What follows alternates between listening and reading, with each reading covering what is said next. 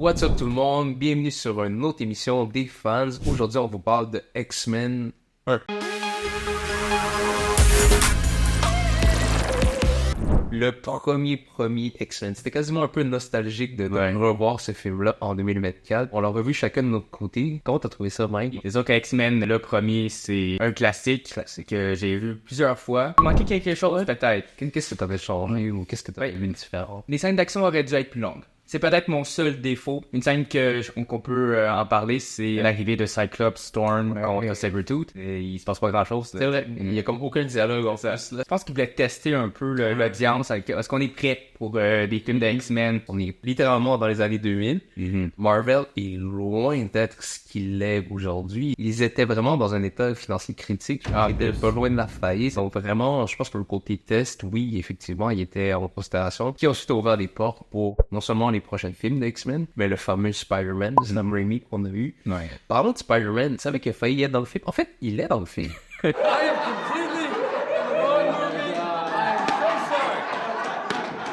En fait, ils ont fait le MCU avant le MCU. Ouais, c'est ça. Structure encore. Ce que j'ai bien aimé, j'ai l'impression de voir vraiment un épisode de cartoon des années 90, mais en version live, en version vraie personne. On peut y aller comme si c'était plusieurs épisodes de 20 minutes collés bout à bout.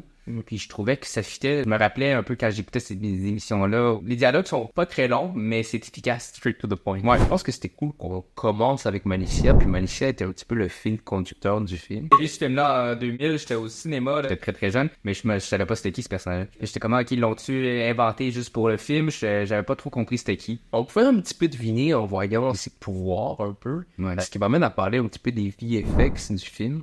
On vient de le dire, c'est dans les années 2000, donc c'est sûr qu'il faut pas s'attendre, tu sais, en le revoyant de nos jours. Je pense qu'il y a quelques scènes qui ont un petit peu mal vieilli. Ouais. Overall, pour moi, ça a très bien vieilli. Ouais. Moi, je pense que ça passe quand même, mais il y a des petits moments qui m'ont fait comme, ah oui, on est en 2000, hein, ça paraît. ça fait 24 ans, puis ça paraît. Les scènes qui m'ont plus marqué à ce niveau-là, c'est quand Rogue, justement, utilise ses pouvoirs sur Wolverine, surtout. Donc, quand il y a un transfert d'énergie, pour voir les petits effets sur le visage, ça paraît que c'est vraiment fait par-dessus. Ouais, je suis d'accord. Moi, la scène que pour moi a mal vieilli, c'est quand Wolverine tombe de la Statue de la Liberté puis qu'il se rattrape avec ses griffes. C'est épique, c'est badass. Ça va comme moment, c'est badass. C'est juste mal fait.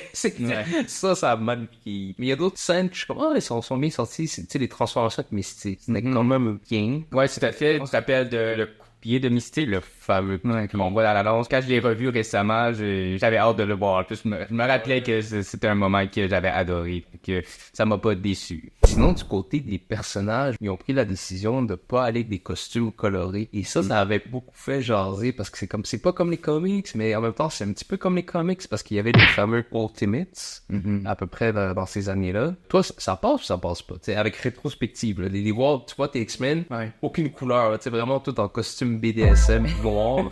Ouais, moi personnellement, je pense que ça a bien passé, surtout pour cette époque-là. Fin 90, début 2000, des personnages colorés, bleu, jaune, vert, tout le kit, ça aurait été bizarre, ça aurait été trop enfantin pour le cinéma. Le fait qu'ils sont allés avec du noir, un costume plus réaliste, je préfère ce genre de costume-là. C'est surtout s'ils ont des missions dans le noir ou d'infiltration, tu sais, quelqu'un en jaune fluo, tu vas le spotter tout de suite, là. Fait que, mais je suis content qu'il l'ait adressé dans le film. Oser sortir avec ça sur le dos. Et qu'est-ce que tu préfères? Une combinaison jaune? Magneto avait son but. Évidemment, qui va se mettre dans son chemin, c'est Xavier. Donc, je pense que les deux ont pu carry le film à ce niveau-là avec leur relation. Une relation qui est vraiment bien exposée dans les comics, une rivalité qui est présente. Et je pense qu'il a donné naissance à X-Men First Class, entre autres. Ouais, qu'on va parler un peu plus tard. Exactement. Mais sinon, revoir à nouveau au début des années 2000, tu sais, j'imagine pas à quel point Patrick Stewart devait être une icône de la science-fiction. Dune, il était dans Star Trek, là on le met dans X-Men.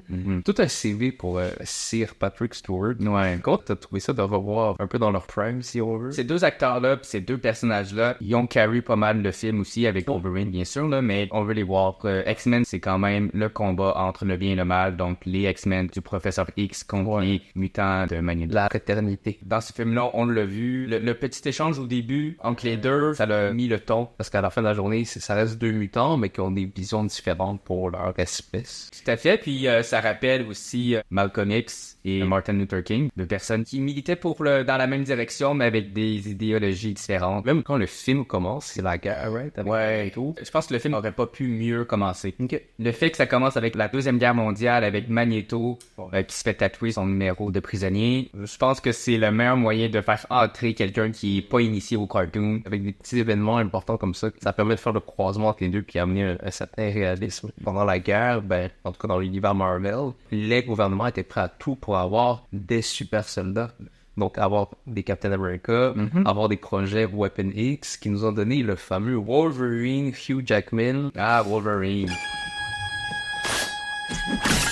Dans le monde du cinéma, il y a eu plusieurs Batman, plusieurs Superman, mais il y a seulement un seul Wolverine. Ouais, il y en a juste un, puis il est australien. Il est pas canadien. Il a même pas été capable de dire ça. Mais bon, c'est correct, il a quand même bien carry. Encore une fois, un petit peu le côté nostalgique de voir comme quoi c'était son premier, mais qu'en 2024, il y aura encore un film avec son rôle encore là. J'ai beaucoup aimé la relation qu'il avait avec Malicia. Ouais. Cette espèce de mentorat qu'il avait avec elle, alors que dans les cartoons, je dirais qu'il y a cette approche-là aussi, mais il l'avait beaucoup avec Jubilee. Ouais. Alors que là, Jubilee, elle est là, mais elle est pas là. Comment t'as trouvé ça, toi, l'introduction sur Wolverine? Ben, moi, Wolverine, ça a toujours été un de mes personnages préférés, pour s'entendre, comme beaucoup d'entre nous. Même, à un petit moment, quand j'étais jeune, Wolverine, je pensais que c'était X-Men. Aussi. Coupable. Le fait que le film tourne autour de lui, surtout, moi j'ai toujours aimé ça. C'est un loner, hein. C'est un loup solitaire, littéralement. Donc, le fait de le voir sympathiser, ça nous laissait entrer dans cet univers-là. Parce qu'il a toujours vécu seul, puis là, tout d'un coup, il se rend compte qu'il y a d'autres gens comme lui, que d'autres mutants. C'est intéressant parce que nous aussi, on finit par découvrir ce monde. Wolverine aussi, qu'est-ce qui est intéressant, c'est que c'est un personnage qui est mystérieux. Donc, le fait de le mettre en avant-plan, c'est intéressant pour autant les fans de comics qui le connaissent depuis longtemps que pour les nouveaux. Quand le film est sorti, l'origine de Wolverine était encore mystérieuse. On n'était pas trop sûr. On savait qu'il était vieux, qu'il avait passé à travers plusieurs époques, plusieurs guerres. Ouais. Donc on n'était pas trop sûr d'où il venait. Donc dans ce film-là, ils ont joué un peu là-dessus. On a vu des petits flashbacks du Weapon X, mais c'était pas encore ok, c'est ça. Il y avait un petit peu de mystère. Puis son introduction aussi, personne qui peut le battre. Ça avait vraiment une bête de scène. Oh, c'est bien, je trouve que c'est intéressant. Puis après ça, on voit qu'il sort ses griffes, il y a le Warren qui sort son shotgun. Ça, c'est une belle scène. Tu sais, un katana, ça... Wolverine, il y a 6 katanas. Lui, il slash and dice, là, c'est vraiment son thing. Le fait de, comme, mentalement accepter que ça sort de ses mains à chaque fois. Puis Malicia lui demande, tu sais, comprends, est-ce que ça fait mal? Puis il dit toujours... À chaque fois, j'ai comme, oh! Ouais, ça me donne des frissons. Tu vois, parce que moi, ça, c'est une citation que j'ai pas oubliée. C'est du character development de Chevsky. Puis parlant de character development, veux pas, c'est l'introduction de l'école. Donc, on voit aussi, donc, les premiers X-Men. Ouais. Je fais référence à Storm, Tornade, Jean et le fameux Cyclope. C'est pas mal les plus iconiques. Exact. De ce que j'avais entendu dire, c'est que Bryan Singer avait écouté tous les épisodes de la série animée, puis à partir de là, il a choisi son roster. Il a dit, ok, ce personnage-là, je vais absolument le prendre. Donc, je pense qu'il a choisi des bons personnages. C'est ça, parce que quand on regarde le roster, justement, des années 94, Beast, je pense qu'il aurait été vraiment dur à faire. Ouais. Gambit, j'imagine, même chose, ça aurait demandé trop d'effets spéciaux pour l'époque. Le fait d'avoir Jean, Scott et Wolverine à l'écran, ça nous amène le fameux triangle amoureux qu'on connaît dans les comics et tout. Ouais. Le fameux Trumbull. J'aimais les petites blagues que Logan lançait à Jean Grey. Tu sais, c'est du W-Riz, là. Qu'est-ce qu'il faisait? Alors? T'aimes bien ça, m'enlever ma chemise, hein? Cyclops qui étant le boyfriend, faut qu'il défend son titre. Littéralement.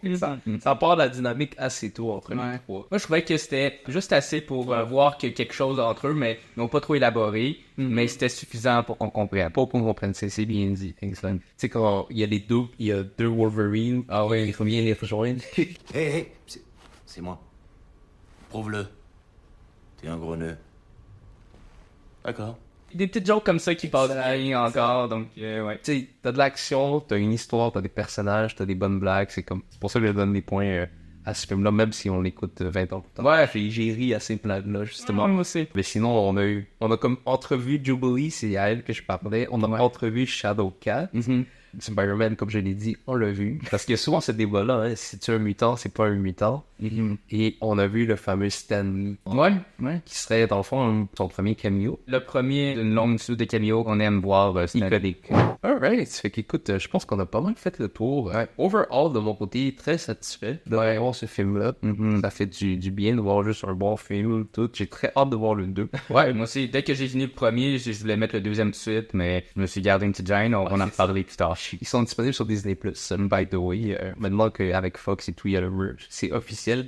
Les X-Men arrivent du côté du MCU, surtout cette année avec le film de Deadpool et Wolverine. Ouais. Tous les personnages qu'on a mentionnés, je me demande, ça va être quoi leur costume une fois qu'ils seront entre les mains de Marvel. Ça va être à suivre parce qu'ils sont vraiment dans le comic accuracy, mais on verra qu'est-ce que ça donne. Sinon, pour aujourd'hui, c'était les fans qui vous parlaient de X-Men 1. Si vous avez des suggestions de films qu'on peut revoir en 2024, n'hésitez pas à les mettre en commentaire. Et restez à l'affût, vous pouvez joindre la chaîne, on va survoler pas mal de projets de X-Men prochainement.